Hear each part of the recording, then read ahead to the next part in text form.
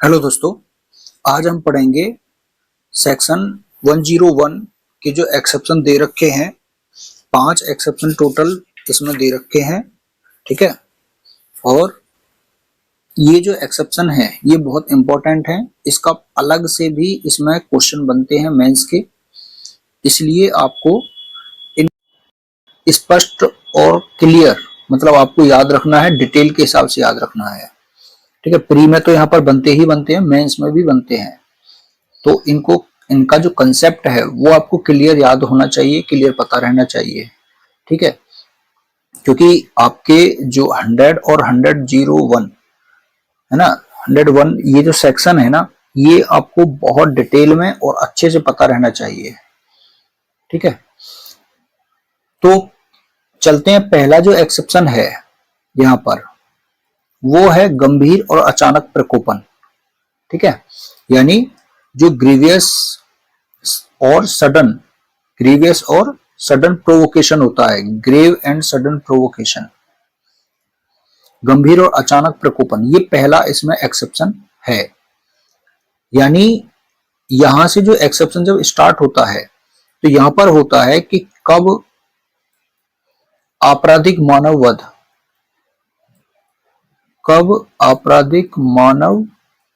वध यानी culpable homicide, वो हत्या नहीं होगी, ठीक है ना। तो इसमें हम 5 एक्सेप्शन पढ़ते हैं कि कब आपराधिक मानववध हत्या नहीं होगा। तो ये 5 एक्सेप्शन में कल्पेबल होमिसाइड मर्डर नहीं होता है।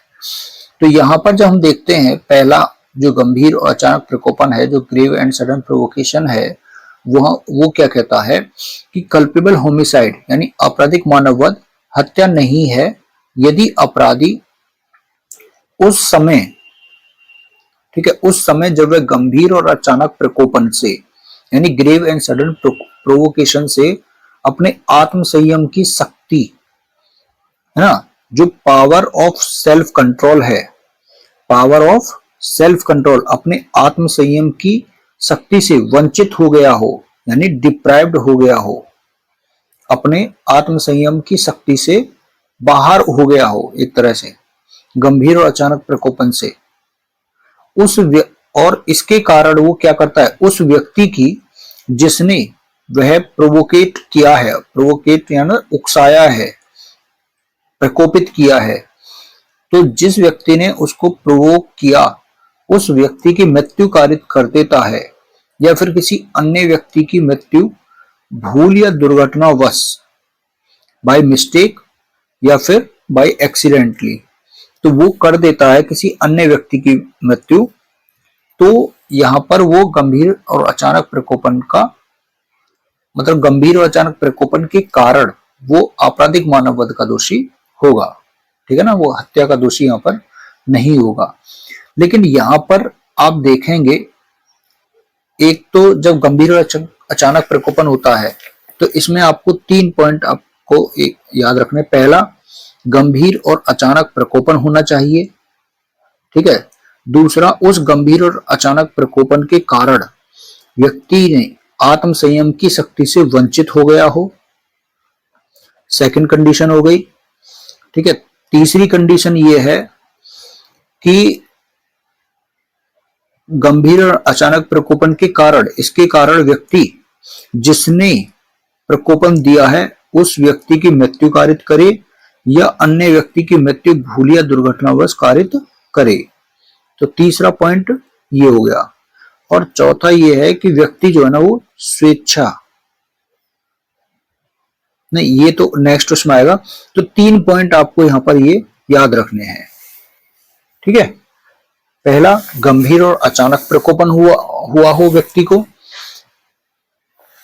या कहिए कि जो प्रकोपन है, प्रोवोकेशन है, वो गंभीर और अचानक हो, ऐसे भी कह सकते हो। दूसरा, ये जो प्रकोपन है यानी प्रोवोकेशन है, वो जो मृतक होता है व्यक्ति, उसके कार्यों के द्वारा या उसकी शब्दों के द्वारा दिया जाना चाहिए, और फिर उसके द्वारा व्यक्ति आत्मसंयम की शक्ति से, यानी जो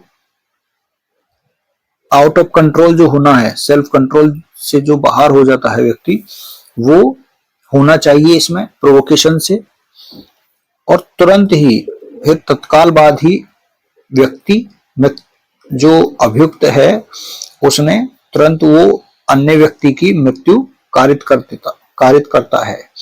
तो इस तरीके से यहाँ पर ये कंडीशन है। फिर इसमें भी आपको याद रखना है कि प्रोवाइजो लगा हुआ है, ठीक है। और इस प्रोवाइजो में आप देखेंगे कि यहां पर आपको 3-4 पॉइंट हैं जो याद रखने हैं। जैसे 3 पॉइंट तो आपको उसमें याद रखने हैं और 3 ही पॉइंट आपको यहां पर याद रखने हैं, ठीक है।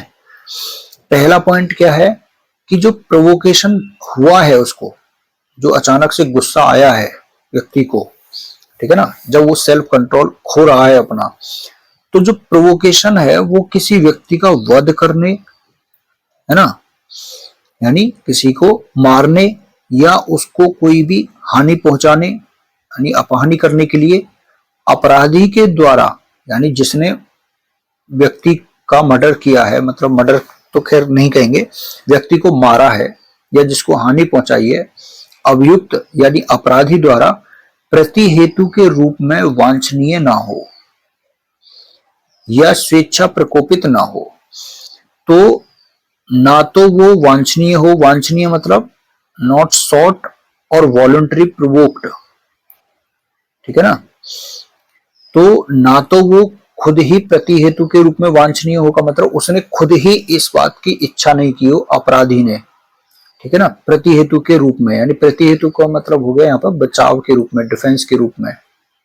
तो डिफेंस के रूप में प्रोवोकेशन यहाँ पर नहीं चलेगा, ठीक है। और दूसरा ये है कि वह स्वेच्छा प्रकोपित ना हो, है ना, अपने आप ही वॉलंटरी मतलब वो प्रोवोक्ड ना हुआ हो, ठीक है।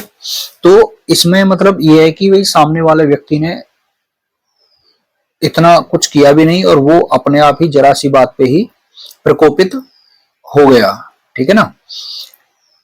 और उस प्रकोपन के कारण, स्वेच्छा प्रकोपित का मतलब क्या है, खुद ही गुस्से में आ जाना। और दूसरा प्रति हेतु के रूप में, आप ही किसी को चोट पहुंचा रहे हो पहले से ही और फिर सामने वाले ने कुछ कह दिया तो वहां पर आप जो है गंभीर और अचानक प्रकोपन का लाभ लो, ठीक है ना, तो वो भी नहीं होगा।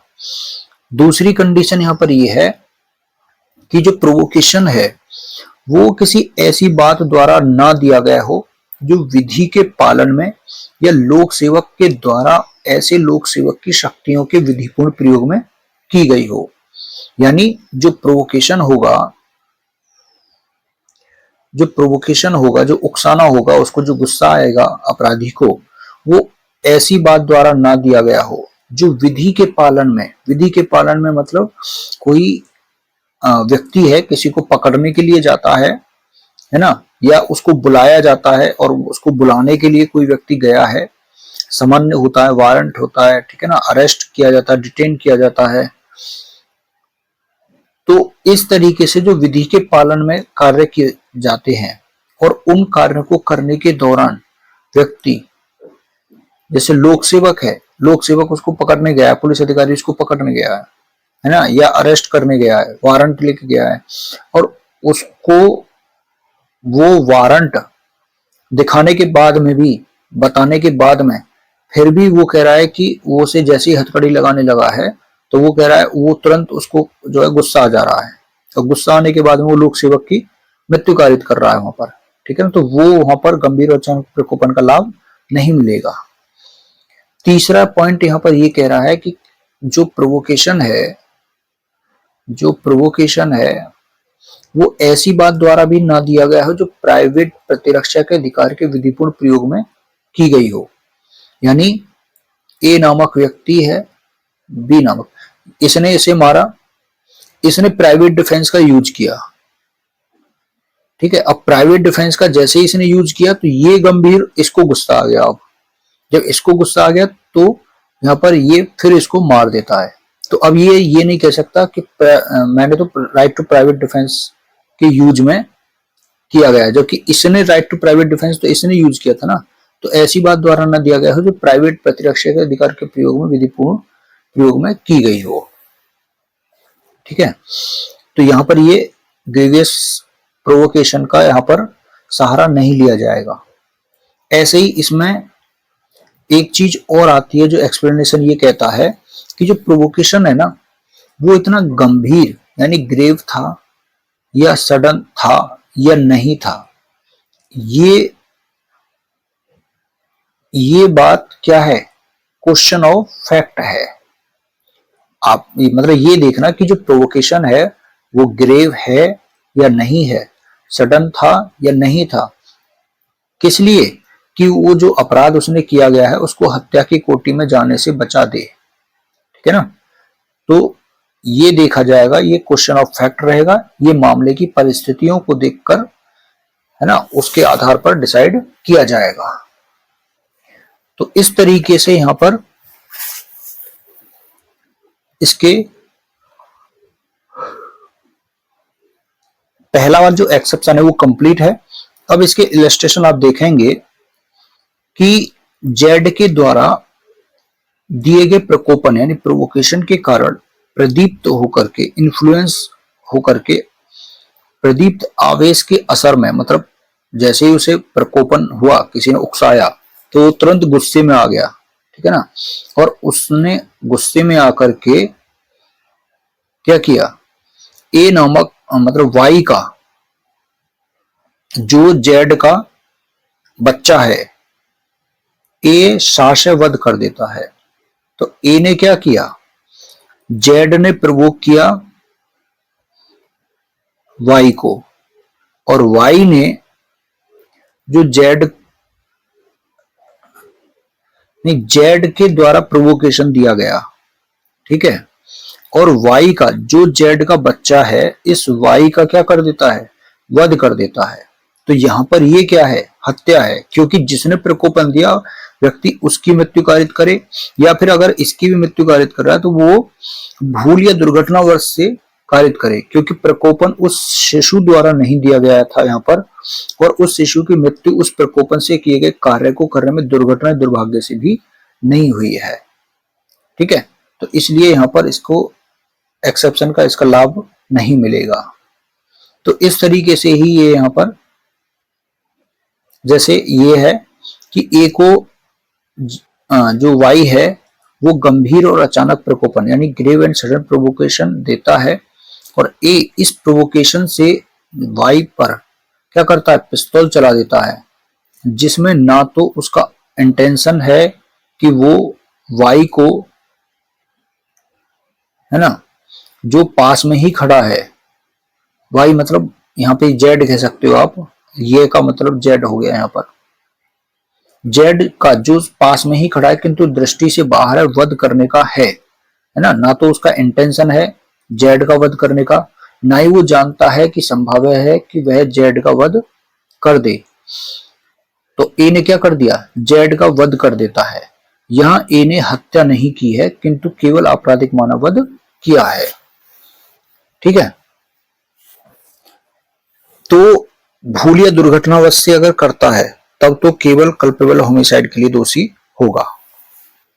ठीक है, यहां पे इतना आपको याद रखना है। अब उसके बाद में ये देखो, ये यहाँ पे इसको भी पढ़ लेना, इसको भी पढ़ लेना, इतना कोई इसमें वो नहीं है, आते हैं यहाँ पर। राइट टू प्राइवेट डिफेंस, जैसे हम पढ़ रहे थे ना कि राइट टू प्राइवेट डिफेंस वाला है, तो पब्लिक सर्वेंट वाला है, ठीक है ना, राइट टू प्राइवेट डिफेंस वाला है। तो ये सब उसके बेस्ड पर हैं, जो हमने अभी फैक्ट पढ़े हैं या प्रोवाइजो पढ़े हैं, तो प्रोवाइजो के बेस पर हैं। ठीक है ना, उसके बाद में यहाँ एक्सेप्शन 2 है। तो अब इससे रिलेटेड कुछ केस लॉ हैं जो हमको पढ़ने हैं। ठीक है, पहला इसमें जो केस लॉ है वो देखते हैं,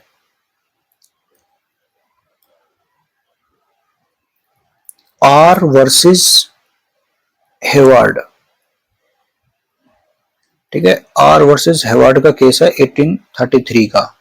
इसमें ये बोला था कि जो प्रोवोकेशन होता है, जो प्रकोपन है और वध यानी किलिंग करना, वध किए जाने के बीच में पर्याप्त सफिशिएंट गैप मतलब पर्याप्त अंतर नहीं होना चाहिए, ठीक है ना। उसके बाद में नेक्स्ट है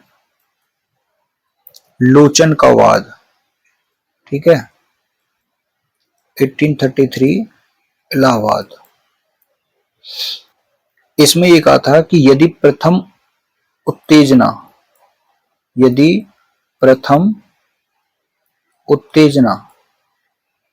जो प्रोवोकेशन है, प्रथम उत्तेजना के समाप्त हो जाने के बाद, प्रथम उत्तेजना के समाप्त होने के बाद अगर वध कारित किया जाता है,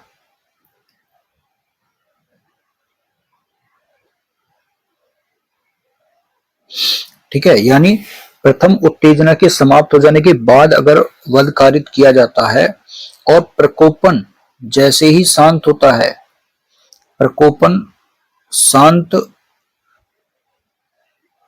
होने का समय था, ठीक है, उत्तेजना हुई, उत्तेजना समाप्त हो गई, उसके बाद में उसने वध किया, जबकि प्रकोपन शांत होने का उसके पास में क्या था, टाइम था। तो ये जो वध किया गया है ये फिर क्या होगा, मर्डर होगा, ना कि कल्पेबल होमिसाइड, ठीक है। यानी अगर, क्योंकि तत्काल बाद है ना, एक तरह से तुरंत बाद, उसमें गैप नहीं होना चाहिए, तो जैसे ही गैप आ जाता है तो फिर वहां पर क्या होता है, वो मर्डर के लिए लायबल ठहराया जाता है। उसके बाद में यहां पर जो नेक्स्ट है वो है सोहराब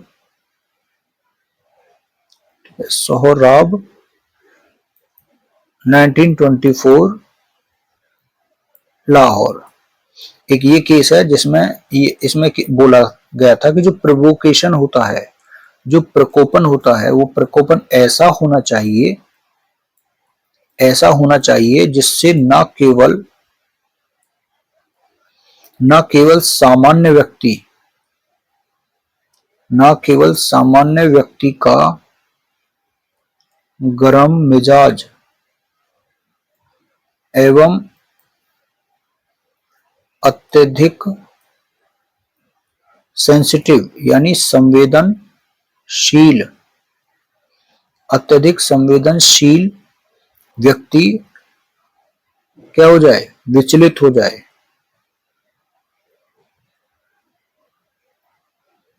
मतलब ऐसा नहीं है कि जो प्रोवोकेशन है, प्रोवोकेशन ऐसा होना चाहिए जिससे केवल ऐसा नहीं कि सामान्य व्यक्ति का गर्म मिजाज और अत्यधिक संवेदनशील जो व्यक्ति है वो विचलित हो, वरन एक सामान्य विवेकशील व्यक्ति, ऐसा नहीं कि कोई पहले से ही उसका किसी का गर्म मिजाज है ना, और फिर वो प्रोवोकेशन के कारण जो गर्म प्रवोक हो जाए, मतलब उत्तेजित हो जाए। एक सामान्य विवेकशील एवं शांतचित्त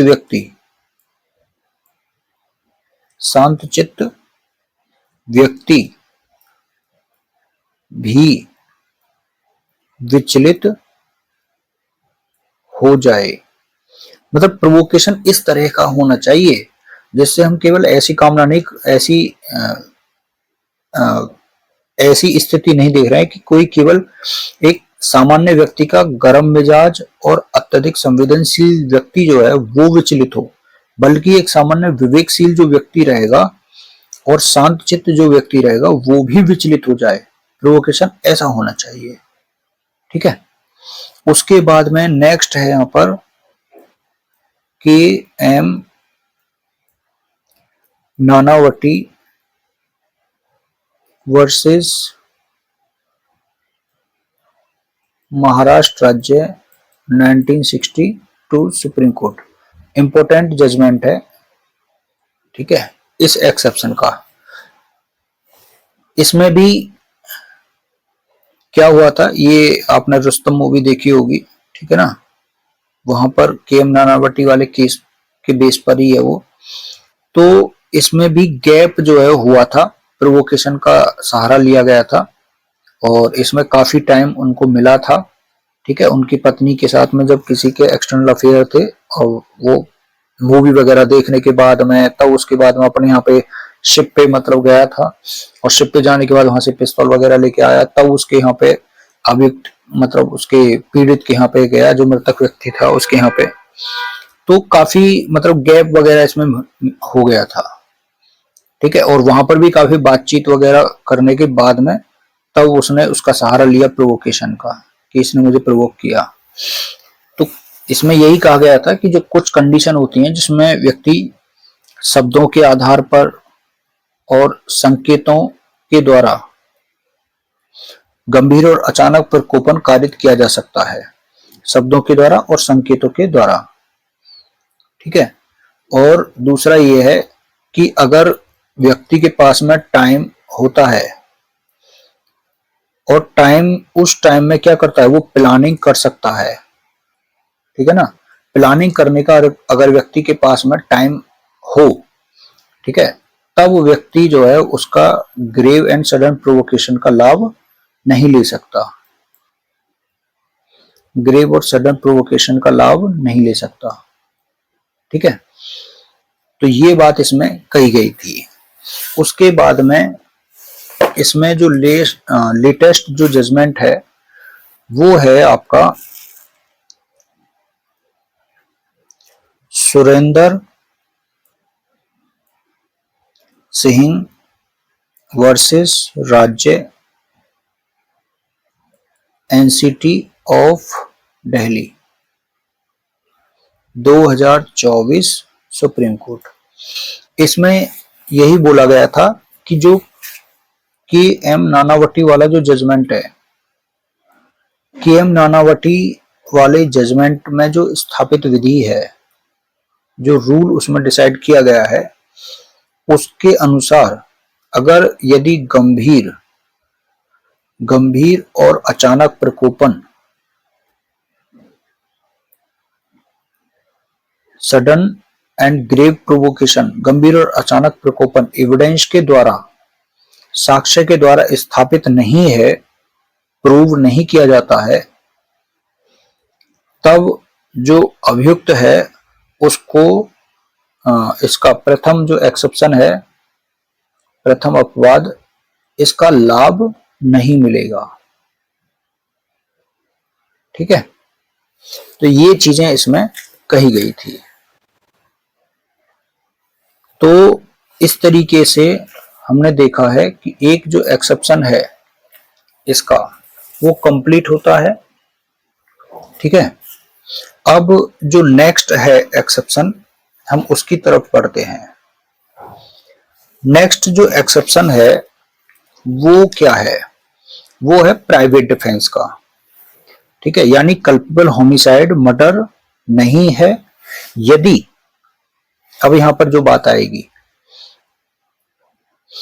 आपराधिक मानववध हत्या नहीं है यदि क्या जो अपराधी है, ऑफेंडर है, वो शरीर या संपत्ति दोनों की प्राइवेट प्रतिरक्षा के अधिकार, राइट टू प्राइवेट डिफेंस, को गुड फेथ में प्रयोग में लाते हुए उसको विधि द्वारा जो शक्ति दी गई है, पावर दी गई है, उसका वायलेशन वो कर देता है, और पूर्व चिंतन के बिना, ठीक है ना, यानी पहले से वो डिसाइड किए बिना, प्री मेडिटेशन बोलते हैं इसको, पूर्व चिंतन के बिना और ऐसी प्रतिरक्षा के प्रयोजन से, डिफेंस, ऐसा डिफेंस के पर्पज से जितनी अपहानि करना आवश्यक है उससे अधिक अपहानि करने के किसी भी आशय के बिना, ठीक है ना, जितनी अपहानि करना आवश्यक है उससे अधिक नहीं करता है, तब उस व्यक्ति की मृत्यु कारित कर देता है जिसके विरुद्ध वह प्रतिरक्षा का ऐसा अधिकार प्रयोग में ला रहा है। तो कहने का मतलब यही होगा कि कल्पेबल होमिसाइड वो मर्डर नहीं होगा जब व्यक्ति, यानी जिसने मर्डर किया है, जिसने मारा है व्यक्ति को, वो जो ऑफेंडर कहलाएगा, वो शरीर या संपत्ति की प्राइवेट प्रतिरक्षा के अधिकार के प्रयोग में ऐसा कार्य करता है। दूसरा, गुड फेथ में प्रयोग करता है। तीसरा, जो विधि के द्वारा उसको पावर दी गई है उसका वायलेशन करता है, ठीक है। और चौथा, ऐसा वो किसी भी प्री मेडिटेशन के बिना करता है। ठीक है। और चौथा इसमें यह है कि जितनी अपहानि करना आवश्यक है उससे अधिक अपहानि करने के आशय के बिना ऐसा कार्य करता है।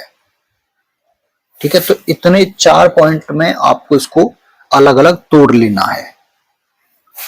ठीक है। तो ये सिंपल है, इसको अलग अलग तोड़ लेना। तो राइट टू प्राइवेट डिफेंस में व्यक्ति कार्य कर रहा है, गुड फेथ में कार्य कर रहा है, विधि द्वारा जो उसे पावर दी गई है उसका वायलेशन कर रहा है, और किसी प्री मेडिटेशन के बिना कर रहा है, यानी पूर्व चिंतन के बिना कर रहा है। और जितनी डिफेंस के प्रयोजन, क्योंकि राइट टू प्राइवेट डिफेंस है ना, तो जितना डिफेंस आवश्यक है उससे अधिक उसको नुकसान पहुंचाने के इंटेंशन के बिना वो उसकी मृत्यु कारित कर रहा है। ठीक है। तो यहां पर इसका लाभ उसको मिलेगा राइट टू प्राइवेट डिफेंस का। जैसे यहां पर इलस्ट्रेशन दिया हुआ है, आप देखेंगे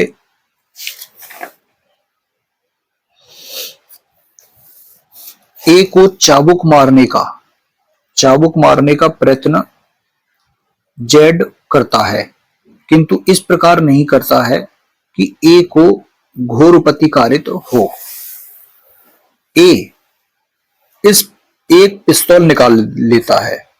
अब देखिए यहां पे जो जेड ने चाबुक मारने का प्रयत्न किया है वो किया है ग्रीवियस हर्ट तक, मतलब ग्रीवियस हर्ट भी नहीं हो रहा है। और ए उसके बदले में क्या कर रहा है, ए एक पिस्तौल निकाल लेता है। लेकिन जेड क्या कर रहा है, जेड अपने चाबुक मारने का जो कार्य है उसको, यानी हमले को चालू रखता है। तो ए जिसने पिस्तौल निकाली थी वो गुड फेथ में यह विश्वास करते हुए कि वह अपने को चाबुक लगाए जाने से किसी अन्य साधन द्वारा नहीं बचा सकता, गोली से जेड का वध कर देता है। तो ए ने हत्या नहीं की है किंतु केवल आपराधिक मानववध किया है। ठीक है। तो ये यहां पर इसका इलस्ट्रेशन है। इसमें आपको एक्सेप्शन 2 से रिलेटेड आपको जजमेंट है एक दो, वो याद रखने हैं, क्योंकि राइट टू प्राइवेट डिफेंस का यूज हो रहा है। तो यहां पर फरीद बनाम आर का केस है एक। तो इसमें क्या था कि अभियुक्त जो था वो चोरी करके भागते समय दीवार में जो होल बना हुआ था, छेद बना हुआ था, उसमें से निकलने की कोशिश में वहां पर फंस गया। ठीक है। तो फिर जो घर वाले थे उन्होंने क्या किया, कुदाल से उस पर प्रहार किए और उसकी मृत्यु हो गई, जो अभियुक्त आया था। तो अब अभियुक्त कौन बना, जो परिवार वाले थे, जो घर में रह रहा था व्यक्ति, वो अभियुक्त हो गया अब, क्योंकि उसने कुदाल से उसकी मृत्यु कारित कर दी। ठीक है। तो यहां पर क्योंकि राइट टू प्राइवेट डिफेंस में उससे अधिक जो विधि द्वारा उसको शक्ति दी है उससे अधिक उसने प्रयोग कर दिया है। ठीक है। यानी जितनी राइट टू प्राइवेट डिफेंस के लिए आवश्यक अपहानि करने के लिए उसको मिला हुआ था उससे अधिक अपहानि उसने कारित की। ठीक है। तो यहां पर वो किसका दोषी होगा, हत्या का दोषी। ऐसे ही एक और है फकीरा चमार 1866। इसमें भी अभियुक्त ने चोर के द्वारा जब घर में घुसने का प्रयास किया गया तो उसमें कुल्हाड़ी से उसकी मृत्यु कारित कर दी। ठीक है ना। तो यहां पर भी अभियुक्त हत्या का दोषी था। ठीक है। अब उसके बाद में यहां पर जो नेक्स्ट एक्सेप्शन आप देखेंगे वो है एक्सेप्शन 3rd, यानी लोक सेवक के द्वारा। यहां पर है पब्लिक सर्वेंट। पब्लिक सर्वेंट के द्वारा या पब्लिक सर्वेंट को कोई हेल्प कर रहा है जो लोक न्याय की अग्रसरता में कार्य कर रहा है ना। यानी जो पब्लिक जस्टिस, लोक न्याय का मतलब क्या है, पब्लिक जस्टिस की अग्रसरता मतलब एडवांसमेंट में उसके में कार्य कर रहा है और उसे विधि द्वारा जो शक्ति दी गई है उससे आगे बढ़ जाता है और कोई ऐसा कार्य करता है जिसे वह विधिपूर्ण समझता है और ऐसे लोक सेवक के नाते उसके कर्तव्य के सम्यक निर्वहन के लिए आवश्यक होने का गुड फेथ में वो विश्वास करता है। ठीक है, यानी कर्तव्य का सम्यक निर्वहन बोलते हैं डिस्चार्ज ऑफ हिज ड्यूटी। ठीक है ना, तो पब्लिक सर्वेंट हो गया, और उस व्यक्ति के प्रति जिसकी मृत्यु कारित की गई हो किसी भी वैमनस्य के बिना। ठीक है ना, विदाउट इलविल,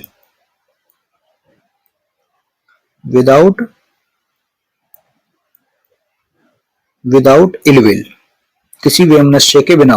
वैमनस्य होता है किसी के मतलब बुरे भाव, जैसे दुश्मनी होता है, बैर।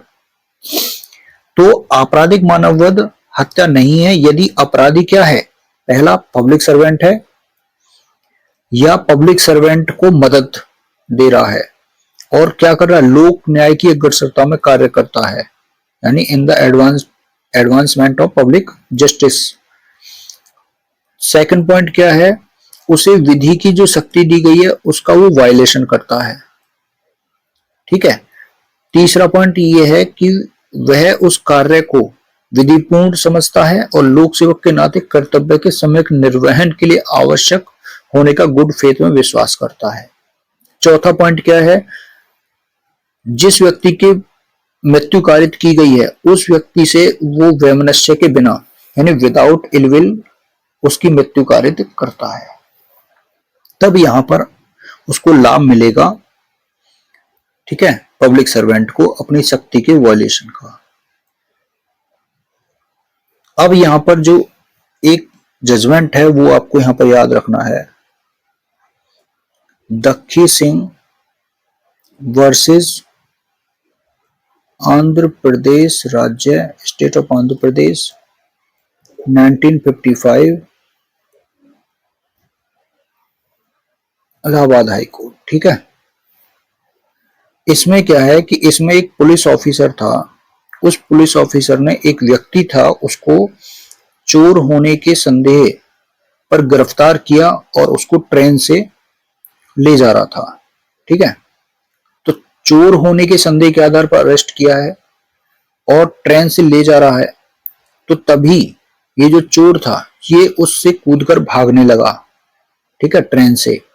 तो इस पुलिस ऑफिसर ने क्या किया, इस पर गोली चला दी और ये गोली किसी अन्य को लग गई। तो यहां पर जो अधिकारी था वो आपराधिक मानववध का दोषी हुआ, यानी कल्पेबल होमिसाइड का यहां पर दोषी हुआ। ठीक है, तो ये आपका पब्लिक सर्वेंट जो अपनी पावर का वायलेशन कर देता है लेकिन अपने ड्यूटी का परफॉर्म कर रहा है, ड्यूटी डिस्चार्ज कर रहा था वो, तो इसलिए उसको कल्पेबल होमिसाइड के लिए दोषी ठहराया गया था। अब है एक्सेप्शन 4। एक्सेप्शन 4 आसान है, इसमें ज्यादा कुछ नहीं है। कल्पेबल होमिसाइड मर्डर नहीं है यदि वह जो मानववध किया जा रहा है वो अचानक झगड़ा जनित आवेश की तीव्रता में हुई अचानक लड़ाई में पूर्व चिंतन के बिना और अपराधी द्वारा अनुचित लाभ उठाए बिना या क्रूरतापूर्ण या अप्रायिक रीति से कार्य किए बिना किया गया है। तो ये इसमें शब्द जो है थोड़ा कठिन है, इनको अलग तोड़ के आपको याद रखना है। पहला ये है कि आपराधिक मानववध हत्या नहीं है यदि पहला वह मानववध अचानक झगड़ा जनित आवेश की तीव्रता में किया गया हो। ठीक है ना, यानी आप कह सकते हो कि जो झगड़ा जनित आवेश है यानी एक तरह से सडन, यहाँ पे क्या हो रहा है, क्वेरल मतलब लड़ाई झगड़ा, तो सडन क्वेरल हुई है और झगड़ा जनित आवेश की तीव्रता में, यानी sudden fight in the heat of passion, इसको बोलते हैं sudden fight in the heat of passion, अचानक झगड़ा जनित आवेश की तीव्रता में हुई अचानक लड़ाई। तो इसका जो चौथा जो पॉइंट है ना वो अचानक लड़ाई है, जो चौथा एक्सेप्शन है वो है अचानक लड़ाई। तो मानववध कैसे किया जा रहा है, अचानक झगड़ा जनित आवेश की तीव्रता में हुई अचानक लड़ाई में। दूसरा है विदाउट प्रीमेडिटेशन, यानी बिना किसी पूर्व चिंतन के, बिना किसी प्लानिंग के किया गया है। तीसरा है अपराधी द्वारा अनुचित लाभ उठाए बिना, ठीक है ना, यानी without the offenders having taken undue advantage. चौथा है इसमें क्रूरतापूर्ण या अप्रायिक रीति से कार्य किए बिना, यानी एक्टेड इन ए क्रूअल और अनयूजुअल मैनर। तो क्रूरतापूर्ण या अप्रायिक रीति से कार्य किया गया है, तो यहां पर तब इसको लाभ मिलेगा अचानक लड़ाई का, ठीक है। अब यहां पर ये जो एक्सप्लेनेशन है वो कह रहा है कि ऐसी दिशाओं में ये तत्वहीन है, यानी इमैटेरियल है कि कौन से पक्ष ने यहां पर प्रकोपन दिया है या पहला हमला किया है, ठीक है। तो ये आपका अचानक झगड़ा जनित आवेश की तीव्रता में जब लड़ाई होती है तब यहां पर लाभ मिलता है अभियुक्त को, और अभियुक्त यहां पर कल्पेबल होमिसाइड के लिए दोषी ठहराया जाता है। इससे रिलेटेड भी आपको जजमेंट है वो याद रखना है। एक है मैथ्यू बनाम केरल राज्य 1992 सुप्रीम कोर्ट। इसमें कहा गया था कि पति और पत्नी के, मतलब इसमें घटना में हुआ क्या, पति और पत्नी के झगड़े में ससुर जो है उसके द्वारा बीच बचाव किया गया, और बीच बचाव में झगड़ा जो है वो पति और ससुर के बीच में होने लगा, ठीक है। और झगड़ा बढ़ता गया और उसी में पति ने क्या किया, ससुर की हत्या कारित कर दी, ठीक है। तो यहां पर अभियुक्त क्या हुआ, कल्पेबल होमिसाइड के लिए दोषी ठहराया गया था। तो अचानक झगड़ा हुआ, इसमें पूर्व चिंतन उसका था नहीं, अनुचित लाभ उसका था नहीं, ठीक है ना, क्रूरतापूर्ण तरीके से नहीं किया गया था, वो क्रूर तरीके से या अनयूजुअल मैनर से भी नहीं कार्य किया गया था, ठीक है। तो ये है इसमें। उसके बाद में दूसरा इसमें एक जजमेंट है नंदलाल वर्सेस महाराष्ट्र राज्य 2019 सुप्रीम कोर्ट, ठीक है। इसमें भी अभियुक्त को कल्पेबल होमिसाइड के लिए दोषी ठहराया गया था, ठीक है ना। इसके फैक्ट इसमें जो है नहीं, तो मेन तो फैक्ट यही है कि अचानक झगड़ा जनित आवेश की तीव्रता में कार्य होना चाहिए, और झगड़ा जो अचानक होना चाहिए, प्लानिंग के साथ में नहीं होना चाहिए, ठीक है। उसके बाद में नेक्स्ट है इससे रिलेटेड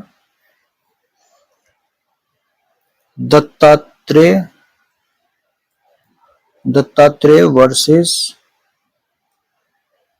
महाराष्ट्र राज्य 2024 सुप्रीम कोर्ट, ठीक है। इसमें क्या हुआ था, रुपए के लेन देन में जो मृतक था और अभियुक्त उनके बीच में झगड़ा हुआ, ठीक है ना, और झगड़ा बढ़ता गया और अभियुक्त ने मृतक को धक्का दे दिया और मृतक के पेट पर खड़ा हो गया, ठीक है ना। तो यहां पर झगड़ा चूंकि अचानक हुआ था, कोई पूर्व चिंतन नहीं था, तो कल्पेबल होमिसाइड के लिए यहां पर अभियुक्त को दोषी ठहराया गया था। नहीं, ये तो फैक्ट गलत हो गया एक्चुअली। यहां पर हुआ ये दूसरे केस का फैक्ट है। इसमें क्या हुआ था, इसमें ये हुआ था कि अचानक से झगड़ा हुआ पति पत्नी के बीच में, और पति ने शराब पी रखी थी, तो शराब के नशे में पति ने अपनी पत्नी को जिंदा जला दिया था। लेकिन चूंकि झगड़ा हुआ और झगड़े के बाद में जब उसने जला दिया शराब के नशे में, तो उसने बचाने की भी उसको कोशिश की थी।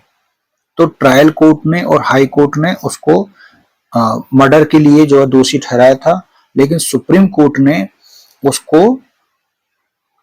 304 के पार्ट 2 जो नॉलेज वाला है, उसके लिए वहां पर 10 वर्ष तक के कारावास से दंडित किया था, जबकि हाई कोर्ट और ट्रायल कोर्ट ने उसको लाइफ टाइम इम्प्रिजनमेंट के लिए दोषी ठहराया था। ठीक है, तो ये इंपॉर्टेंट जजमेंट है आपका। उसके बाद में लास्ट इसमें है सहमति के द्वारा मृत्यु। ठीक है ना, जो 5वां एक्सेप्शन है वो है सहमति द्वारा मृत्यु। आपराधिक मानववध हत्या नहीं है यदि वह व्यक्ति जिसकी मृत्यु कारित की जाती है वो 18 वर्ष से अधिक आयु का है और उसने अपनी सहमति से मृत्यु होना सहन किया है या मृत्यु की जोखिम उठाई है, सफर डेथ और takes the risk of death with his own consent. ठीक है ना, तो इसमें बस ये है कि कंसेंट की एज क्या होनी चाहिए, 18 वर्ष से अधिक होनी चाहिए, 18 ईयर से अधिक होनी चाहिए सहमति के लिए।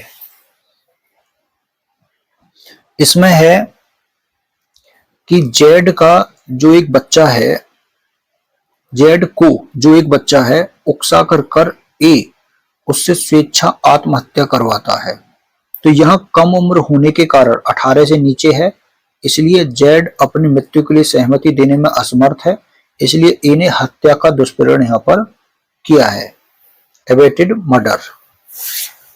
ठीक है, इससे रिलेटेड भी एक जजमेंट है, वो याद रखना है आपको।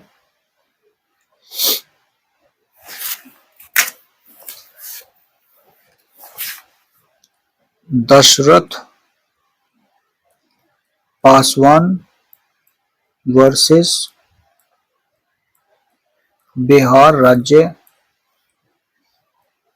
ठीक है, इसमें क्या था, इसमें एक 10th क्लास में लड़का जो है वो 18 साल से प्लस का ही था, तो 10वीं की परीक्षा में बार बार फेल हो जाने से शादी उसकी हो चुकी थी, तो एक 19 वर्षीय उसकी पत्नी थी और पत्नी से उसने मरने की इच्छा जताई थी।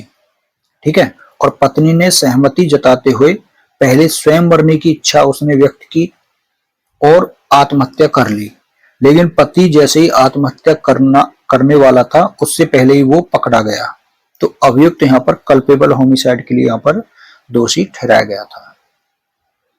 ठीक है, तो ये जजमेंट है आपके, इसमें आपको याद रखना है। ऐसे ही एक आपको याद रखना है इसमें पुनाई फातिमा यानी पी फातिमा या पुनाई फातिमा वर्सेस एम्परर का केस है 1869 का। इसमें सपेरा वाला है ये कि सपेरे के द्वारा किसी व्यक्ति को विश्वास में ले लिया कि वह सांप के काटने पर बचा लेगा और व्यक्ति ने यहाँ पर कंसेंट दे दी। ठीक है, और सर्प के काटने से उसकी मृत्यु हो गई। तो लेकिन जो सपेरा था उसने क्या किया, उसने धोखे से यानी मिथ्या व्यपदेशन के आधार पर सहमति प्राप्त की थी, इसलिए यहां पर वो हत्या के लिए दोषी हुआ। ठीक है ना, झूठ बोल करके यहां पर उसने सहमति प्राप्त की थी, कंसेंट ली थी। तो इस तरीके से यहां पर 5 एक्सेप्शन ये कंप्लीट है। ठीक है, अब 5 एक्सेप्शन के बाद में यहां पर बात आती है अंतर की। ठीक है, तो जो अंतर हैं हत्या और आपराधिक मानववध में वो आपको देखने हैं। उसके लिए हत्या और आपराधिक मानववध और हत्या, इन दोनों में अंतर आपको देखना है। तो जब हम पढ़ते हैं, जब आप कल्पेबल होमिसाइड पढ़ते हो तो वहां पर पहला तो पढ़ते हो कि यदि कोई कार्य किया जाता है। ठीक है, यदि कोई कार्य, तो यहां पर कोई कार्य लिखा है और यहां पर क्या लिखा है, यदि वह कार्य, यानी जो कार्य यहां पर किया गया था वही कार्य हत्या के लिए हत्या में परिवर्तित हो जाता है। तो इसका मतलब क्या हो गया कि यहां पर ये हो गया अनिश्चित कार्य, अनसर्टेन, और यहां पर ये क्या हो गया, ये निश्चित कार्य यहां पर हो गया है। ठीक है, इसलिए जब अनिश्चित कार्य है तो यहां पर जो पॉइंट है वो क्या मिलेगा, अनिश्चित यहां पर परिणाम मिलेगा। यहां पर परिणाम अनिश्चित है, क्यों, यहां पर संभावना है कि होगा कि नहीं होगा। और जो हत्या होती है वहां पर निश्चित परिणाम होता है। ठीक है ना, यानी यहां पर हाईली प्रोबेबिलिटी होती है, अधि संभावना जिसको बोलते हैं, हाईली प्रोबेबिलिटी इसको बोलते हैं। ठीक, तीसरा जो इसमें अंतर आता है वो अंतर आता है शरीर के हिस्से का। शरीर के हिस्से, यानी इसको बोलते हैं whittle part, whittle part of body. यानी आपने अगर जैसे फेफड़े हो गए, लिवर हो गया, ब्रेन हो गया, ये क्या है, ये विटल पार्ट है। अगर यहां पर चोट पहुंचाई जाती है तो वो फिर वहां पर मृत्यु होती है, तब वो मर्डर के लिए होता है। और अगर आपने कमर, पैर, इधर उधर, है ना, तो वहां पर चोट पहुंचाई जाती है तब मृत्यु होती है, तब वो कल्पेबल होमिसाइड में आ जाता है। ऐसे ही हथियार जो होता है,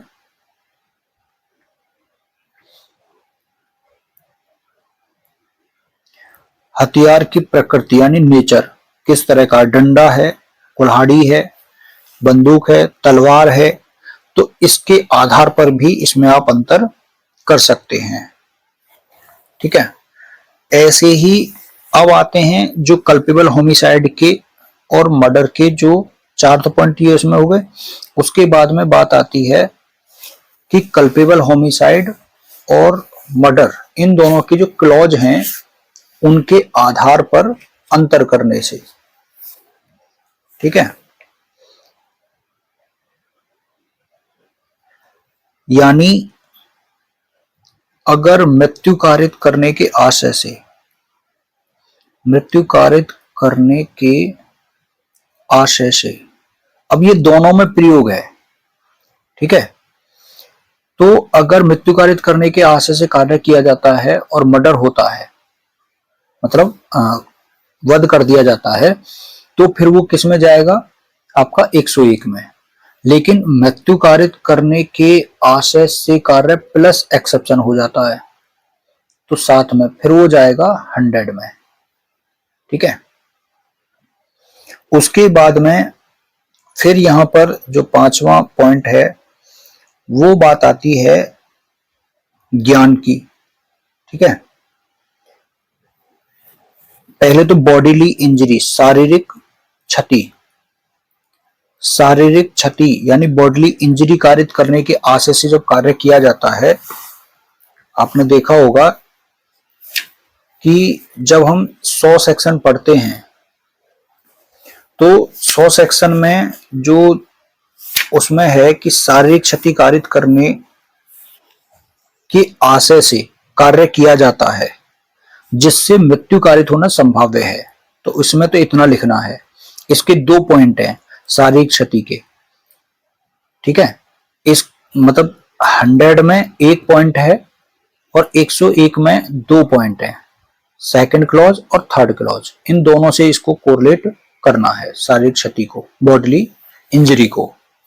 कि यानी वहां यहां तो जो 101 सेक्शन है, 100 सेक्शन, उसमें तो शारीरिक क्षति कारित करने के आशय से कार्य किया जाता है जिससे मृत्यु कारित हो जाना वहां पर संभाव्य होता है, प्रोबेबल होता है।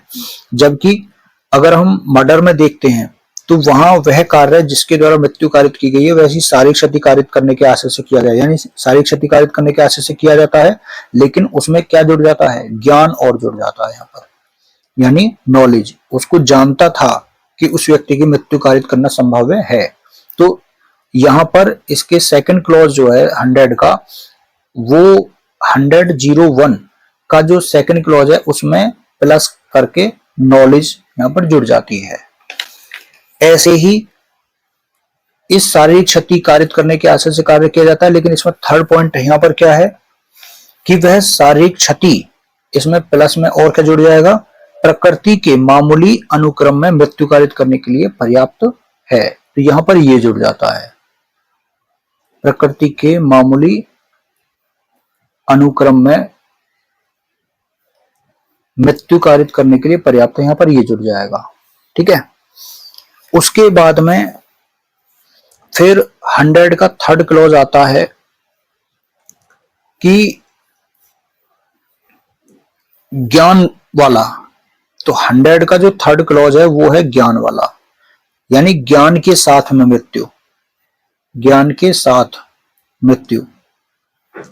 जबकि इसका यहां पर 100-01 का फोर्थ जो क्लॉज है वो आता है कि वहां भी ज्ञान है, यहां पर भी ज्ञान है, लेकिन उस ज्ञान के साथ में कार्य उसका इतना आसन्न संकट होता है, इतना इमिनेंटली डेंजरस होता है कि वो हाईली प्रोबेबिलिटी बन जाती है कि वो मृत्यु कारित कर ही देगा। ठीक है ना, और इसमें मोटिव भी नहीं होता है कि वो किसी भी प्रतिहेतु के बिना, किसी भी मोटिव के बिना वो कार्य करता है। तो ये इस तरीके से अंतर आपको यहां पर पॉइंट आउट करने हैं। ठीक है, अब उसके बाद में बात आती है यहां पर अंतर के अलावा जजमेंट की। तो ये आपको अंतर मैंने बता दिए हैं, एक अनिश्चित कार्य है, वहां पर निश्चित कार्य है, दूसरा यहाँ पर अनिश्चित परिणाम है यानी संभावना के आधार पर है, वहां पर अधिसंभावना यानी हाईली प्रोबेबिलिटी होती है, तीसरा विटल पार्ट ऑफ बॉडी आप अंतर कर सकते हो, चौथा आपका हथियार की प्रकृति के आधार पर हो जाता है, और फिर बाकी जो आते हैं वो इंटेंशन के आधार पर। फर्स्ट क्लॉज आपका जो यहाँ पे आता है वो इंटेंशन के आधार पर आ जाता है, और इंटेंशन में मृत्यु कारित करने के साथ में आशय किया जाता, मृत्यु कारित करने के आशय से कार्य किया जाता है। ठीक है, और प्लस उसमें अगर अपवाद आ जाता है तो फिर वो 101 में आएगा, अपवाद आ जाता है तो 100 में आएगा, और नहीं है तो फिर किस में आएगा, 101 में आएगा। ठीक है ना, और फिर उसके बाद में शारीरिक क्षति वाला है कि अगर बॉडीली पेन होता है, शारीरिक क्षति कारित करने के आशय से कार्य किया जाता है। ठीक, और यहां पर शारीरिक क्षति के साथ में क्या है, ज्ञान जुड़ जाता है सेकंड क्लॉज में, और थर्ड क्लॉज में क्या है, शारीरिक क्षति के साथ में क्या हो जाता है, प्रकृति के मामूली अनुक्रम में मृत्यु कारित करने के लिए पर्याप्त है, तो ये जुड़ जाता है।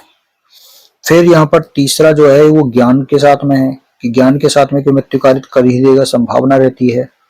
ठीक है, और यहाँ पर ये कोई भी प्रतिहेतु के बिना होता है, और मृत्यु इतनी आसन्न संकटपूर्ण होती है, यानी इतना सडन या इमिनेंटली डेंजरस होती है। ठीक है ना, तो इसके आधार पर आप अंतर कर सकते हैं। अब बात आती है आपकी इस पे जजमेंट की। तो पहला फेमस जो केस है वो है रेग वर्सेस गोविंदा का, आर वर्सेस गोविंदा भी बोलते हैं कहीं, तो रेग वर्सेस गोविंदा है। इसमें न्यायाधीश कौन थे, मेलविल थे। ठीक है ना, मेलविल थे, और इसमें यह भी कहा गया था कि सभी आपराधिक मानववध क्या है, हत्या नहीं है, लेकिन सभी हत्याएं जो है क्या है, आपराधिक मानववध हैं। ठीक है, और जो अंतर इसमें किया गया था वही अंतर जो first clause, second clause, third clause, तीन क्लॉज को यहाँ पर फर्स्ट और इसके साथ सेकंड, थर्ड और इसके साथ में फोर्थ, ऐसे उसको अंतर के आधार पर बताया गया था। और यही आपका फिर इसमें दूसरा जो जजमेंट है वो है आंध्र प्रदेश राज्य वर्सेस आर पुनैया। ठीक है, 1976 सुप्रीम कोर्ट। इस जजमेंट में ये कहा गया था कि यदि जो अभियुक्त है, यदि उस अभियुक्त का कार्य सेक्शन 300 यानी प्रेजेंट में 101, 300 में जो 4 क्लॉज दिए हैं, अगर 4 खंडों में नहीं आता है तो वह आपराधिक मानववध का दोषी होगा, ना कि हत्या का।